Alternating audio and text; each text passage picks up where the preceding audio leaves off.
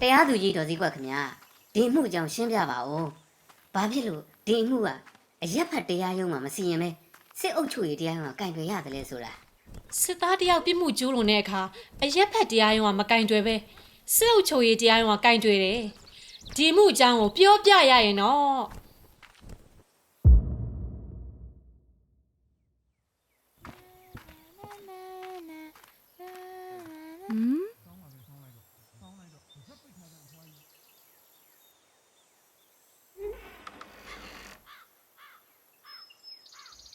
ဖွားငယ်အိမ်ထဲကနေစုဝတ်စုံနဲ့လူတယောက်ထွက်သွားတာတွေ့လိုက်တယ်။ဘာလာလောက်တာလဲ ဖွားငယ်စီကိုနေတိုင်းလာပြီး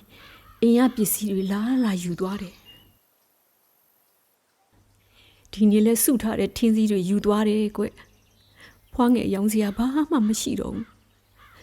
ဘလို့ထမင်းစားမှလဲ ။တမီးတို့မိသားစုလဲဘာထူးလဲဒီလိုပါပဲ ငါလိုဆင်းရဲတဲ့အဖွားကြီးတော့ချမ်းသာမပြေးကြပါလား ။တမီးတို့အိမ်မှာဟင်းတွေပူတယ်ဒီကိုယူလာပေးမယ်လी ဂျေစုပါပဲသမီးရဲ့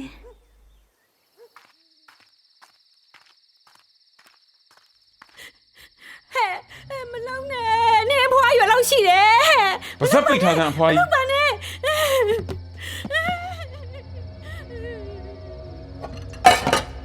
ကဲကြပါအောင်ရှင်ကဲကြပါအောင်ရှင်ကဲကြပါအောင်ဒီမှာဖွားငယ်ဒုက္ခရောက်နေလို့ပါကဲကြပါအောင်ရှင်ကဲကြပါအောင်ရှင်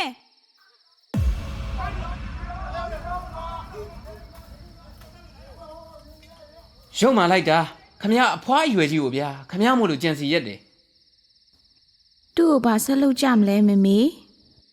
တရားမျှတမှုကိုတရားရုံးမှာရှာဖွေရမှာပေါ့သမီးရဲ့ စစ်အုပ်ချုပ်ရေးတရားရုံးကဒီမှုကို9နှစ်ပဲထောင်ဒဏ်ချမှတ်လိုက်တယ်